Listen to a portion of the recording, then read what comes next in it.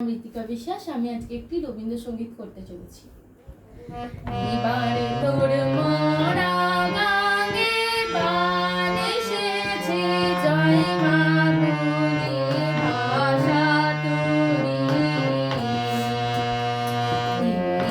এবারে তোর মরা গাঙে প্রাণ এসেছে, জয় মা বলি ভাষা